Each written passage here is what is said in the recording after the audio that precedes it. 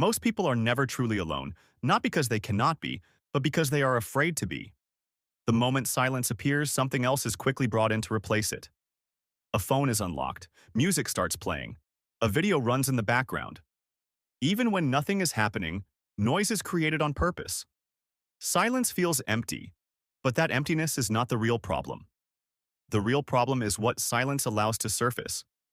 When there is no distraction, no scrolling, no constant input, the mind turns inward. And that is where most people begin to feel uncomfortable. Thoughts they have been avoiding start to appear. Questions without answers. Doubts about direction. A quiet awareness that something in life is not aligned.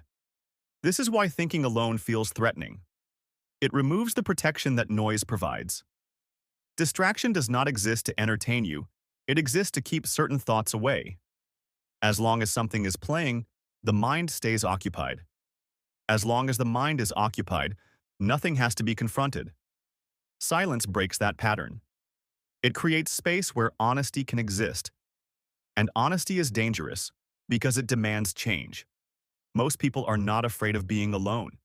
They are afraid of what they might realize when there is nothing left to distract them. Silence has a way of removing the filters people rely on to get through the day.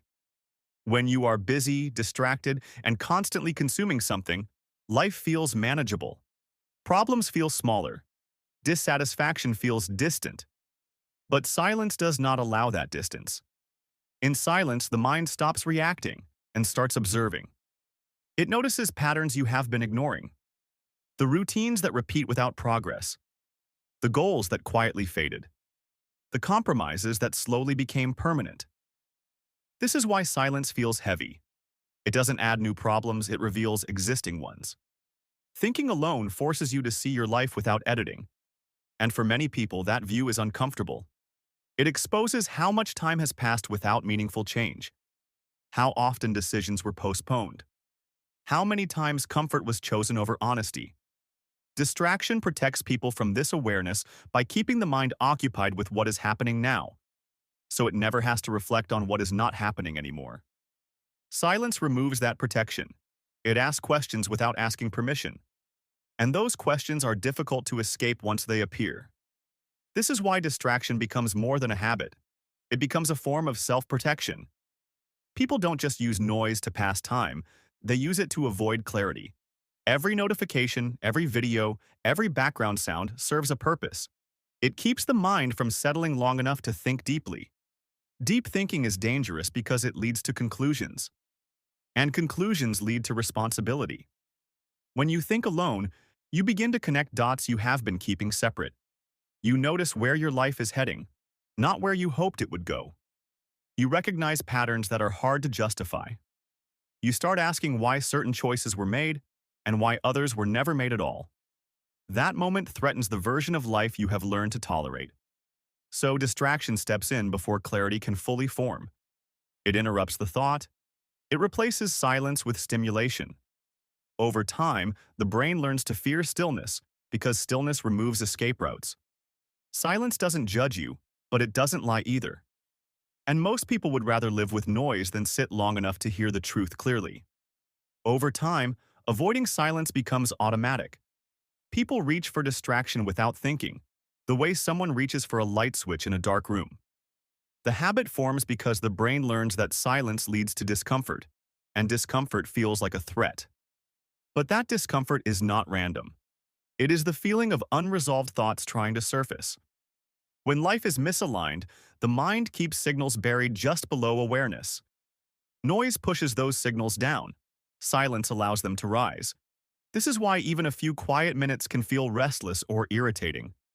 The mind is not bored, it is uneasy. It senses that something important is being avoided. And because modern life offers endless ways to escape silence, people rarely give themselves enough space to understand what that unease is pointing toward. They mistake the discomfort of thinking for a flaw in themselves, instead of recognizing it as a sign that something needs attention.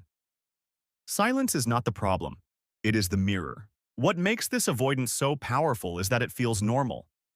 Everyone around you is doing the same thing. Silence is treated as something to fix, not something to respect. Being constantly connected is praised. Being available is expected. Being alone with your thoughts is seen as unproductive or even unhealthy. Over time, people internalize this message. They stop trusting their own mind. They assume that if thinking feels uncomfortable, something must be wrong with them, instead of questioning what their life might be signaling. So they outsource their attention. They let content decide what they think about. They let noise set the pace of their emotions. And slowly, they lose the ability to sit with themselves without reaching for something external. This is not because they are weak. It is because they were never taught how to listen inward without panic. Silence feels threatening only to those who have been running from themselves for too long. And the longer that running continues, the harder it becomes to stop. This constant avoidance has a cost most people never stress test. When you never think alone, you never fully choose your life. Decisions get made by default.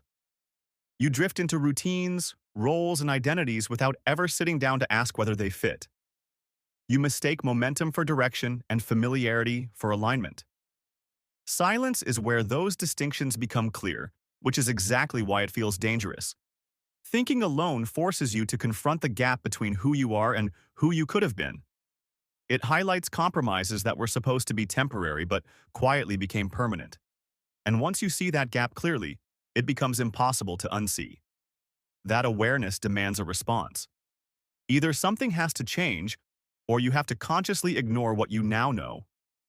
Distraction offers the easier option.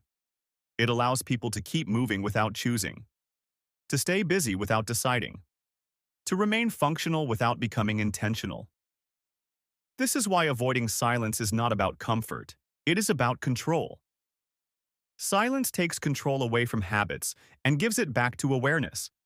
And awareness is heavy because it makes excuses impossible to maintain. At some point, people begin to sense that something is off, even if they cannot articulate it clearly.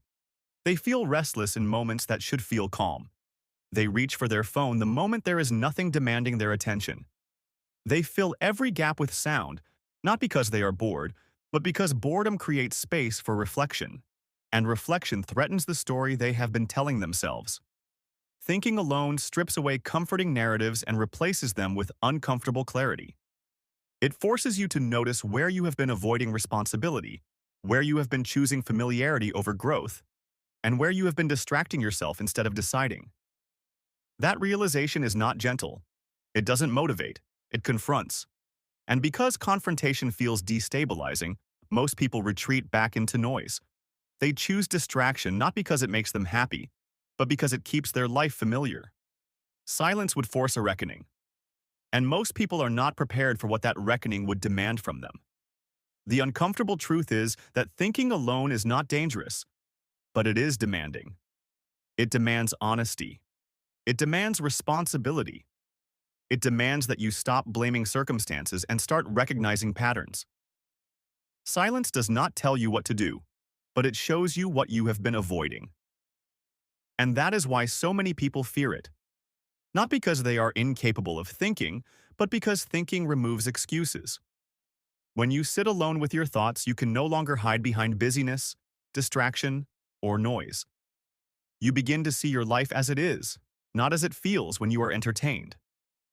That clarity does not always feel good, but it is real. And real clarity has consequences. It asks you to either change direction or consciously accept where you are headed. Most people choose distraction because it allows them to postpone that choice indefinitely. Noise keeps life comfortable. Silence makes it honest. And once you understand that, the fear of thinking alone becomes clear. It is not fear of silence. It is fear of what silence will ask you to do next.